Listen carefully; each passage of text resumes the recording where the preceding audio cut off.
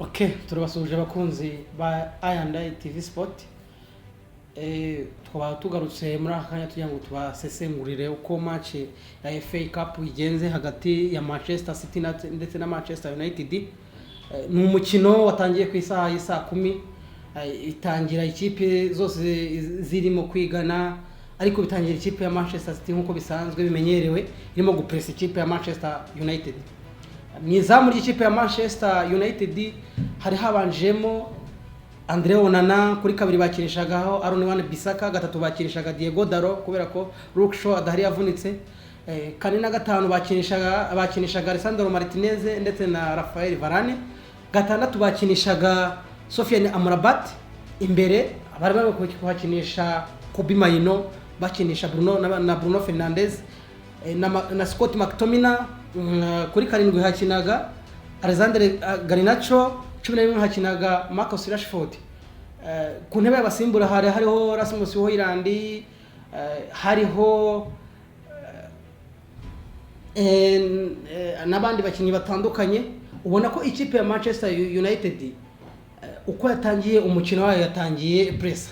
Mwizamu ry'ikipe ya Manchester City harimo Steven Ortega, kuko urabizi ko Edison Moraes afite ikibazo na Pep Guardiola bitewe nuko hari ibintu batumvikanye, kugeza nubwo Edison Moraes arimo gusaba Pep Guardiola kwigendera. Kabiri hakinaga Kawoka nk'ibisanzwe, gatatu hakinaga Gvardiol, kane na gatanu hakinaga John Stones na Nathaniel Ake, gatatu yari Rodri nk'ibisanzwe akina na Mateo Kovacic, karindwi hakinaga Bernardo Silva, 11 hakinaga Phil Foden, imbere yabo hakinaga ku 10 hakinaga Kevin De Bruyne, ku 9 hari Haaland nk'ibisanzwe. Urebye ukuntu ikipe rero ya Manchester City na Manchester United ukuntu zakinaga, ikipe ya Manchester United yaje irimo gukinira inyuma ariko icungira kuri counter attack. Hari aho byageze ubona ko ikipe ya Manchester City irimo kudomera ikipe ya Manchester United, ko ukabona ko Manchester City irimo kuyidomina cyane, irimo kuyimenasa, ariko kwa kwihangana no komeza gukora urukuta bigatuma ikipe ya Manchester United ishobora kurekipera imipira ikayisora neza mu kibuga. Niho haje kuvamo counter attack, Garnacho abatsinda igitego hakiri kare cyane ku munota wa 27 abatsinda igitego cya mbere ku mupira yaraherejwe na Bruno Fernandes, ku mupira yararikuye aracomoka umupira Gvardiol awushyira ku mutwe abawongereye umuvuduko, usanga Garnacho aho yari yawukurikiye ahita awudepoza mu izamu, igitego cya mbere kiba kiranyoye. Igitego cya kabiri ikipe ya Manchester United yaje kuguma muri je yayo, ikomeza kwihangana, ikomeza gutegereza, ikomeza kugenda yubaka umukino je yayo, ikomeza kugenda yubaka je yayo, iza kwihangana, iza gutegereza kugeza ubwo ikipe ya Manchester United nanone Bruno Fernandes yaje gufata umupira akongera kurasa kwa Garnacho akaza kwihuta cyane, umupira akaza kugarura ageze mu rugo rw'amahina akawusubiza Bruno Fernandes agahereza umupira neza Kobbie Mainoo depoza mu gitego cya kabiri. Ikipe ya Manchester United yaje kurangiza igice cya mbere ari ibitego 2-0. Ikipe ya Manchester City bajya kuruhuka, ari gutyo bimeze, baza kugaruka. Bamaze kugaruka ikipe ya Manchester City igaruka yahinduye, isimbuza Nathaniel Ake, ishyiramo Emmanuel Akanji, ivanamo Mateo Kovacic, yinjiza Jeremy Doku wabonye ko agezemo azengereje ikipe ya Manchester United, aho aje gupressa cyane aza no kubatsinda igitego.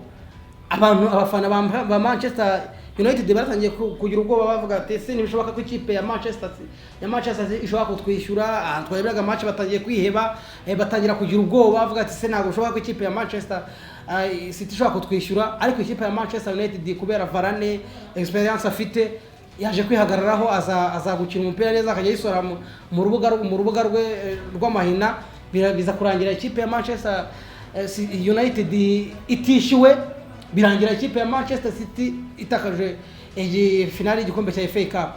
turashimira umutoza Erik ten Hag ukuntu yakinnye, ukuntu yaje yizi ikipe ya Manchester City cyane, ukuntu yitwaye neza, ukuntu game approach yabo yari imeze. Ubona ko game approach yabo yari tandukanye, kuko Pep Guardiola we yaje ashaka kugira ngo yatake kugeza ubwo ahinduye agakuramo Juan Alvarez, amusimbuza Kevin De Bruyne, aza gukuramo abakinnyi batandukanye, arimo gushaka solution y'ukuntu yabona igitego. Yaje kwigiza imbere John Stones, avuga reka John Stones yegere Rodri, noneho Rodri yigira imbere ajya shotera amashoti kure. Ariko kubera urukuta ikipe ya Manchester United yari yamaze kubaka, byaje kubera imbogamizi ikipe ya Manchester City. Niyo mpamvu Manchester City babona gushakira imipira yinyuza ku ruhande kwa Jeremy Doku yaje gukomeza gukina umupira, aza gukomeza gupressa Wan-Bissaka. Bigaragara ko Wan-Bissaka yaje kugira arananirwa acika intege, ariko kubera kwihangana no kumenya icyo Manchester yashakaga, kuko Manchester yari ifite impamvu yo gutsindira match, kuko Manchester yagombaga gutsindira match kuko yari ikeneye kugira ngo izakine Europa League, izakine imikino yo ku mugabane w'i Burayi, kuko Manchester United yarangije ku mwanya wa 8. Kurangeza ku mwanya wa 8, imbere yayo hari ikipe ya Tottenham, hari ikipe ya Chelsea, hari n'ikipe ya Newcastle. Ariko already kubera ko iyo utwaye igikombe cya FA Cup biguha opportunity, biguha amahirwe yo kugira ngo ukine Europa League, ukine imikino y'i Burayi. Ikipe ya Manchester United yaje ifite impamvu izi n'iki ishaka, nkuko Bruno Fernandes kapiteni yari yabitangaje na Ten Hag igihe yamara gutsinda Newcastle, yavuze ko biteguye kandi uko bishoboka byose bagomba gukoresha ibishoboka byose bakazatwara kino gikombe cya FA Cup. So baje kubigeraho, baje kwihangana. Nubwo ikipe ya Manchester City yaje yabagoye, ariko baje kwihangana kuko bari bafite abakinnyi bakuze bazi icyo bashaka, bafite experience. Nka Rafael Varane uramureba, afite Champions League nyinshi mu mutwe we no mu maguru, afite imikino myinshi yakinnye, afite igikombe cy'isi. Urabona ko ikipe ya Manchester United nayo yari ifite experience muri defense yayo.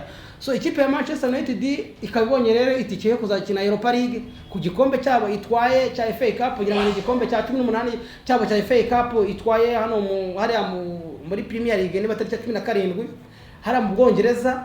Biragaragara ko ikipe ya Manchester United niramuka ibonye abakinnyi bo kuyifasha, bakaza bakungikanya na bari abakinnyi barimo ba Kobe Mainoo na Bruno Fernandes na ba Martinez. Ko Martinez ntago ari umukinnyi mubi, nuko nyine afite icyo akunda kugira ikibazo cy'imvune, ariko Martinez sofa uko bimeze n'umukinnyi muzima. Kobe Mainoo ari mu bihevye, Garnacho nuko ni Man U niramuka igiye ku isoko ikagura abakinnyi bo kuza gufatanya na bariya, why not Manchester United itaza muri Big Four nkuko Bruno Fernandes yabivuze. Birashoboka ko Manchester United ishobora kuzaba nziza ikazaza muri enye za mbere, bakabona n'abakompetita ku gikombe. Nubwo ari urugendo ruturushye cyane kubaka ikipe ya Manchester United, birasaba kubaka Manchester United cyane, ariko icyo bahero baragifite ko bafite umuzamu muzima. Birasaba ko bagura nomero 5, bagagura umudefenseur muzima, akagura umukaseri muzima, bagatandukana n'abadashoboye. Ndi kubona ko ikipe mbega ya Manchester United hari ikintu kizima ubona ifite gifatika, kandi ubona ko hari kigomba gukora gifatika. So reka duhe ko ikipe ya Manchester United itwaye kino gikombe cya FA Cup, ikabibonye n'ikipe n'itike yo gukina Europa League, na habafana ba Manchester kwishima. Glory Manchester United igikombe bakuye iwembure, batsinze umurevare wabo ukomeye cyane Manchester City, bavuga ko ari umuvuza nduru. Manchester United ihabucyoro kuba itwaye igikombe. Abafana rero ba Manchester United mushatse mwantumira mukagura akantu, mukore subscribe, share na like na comment kugira ngo tujye tubana hano kuri I&I TV Rwanda.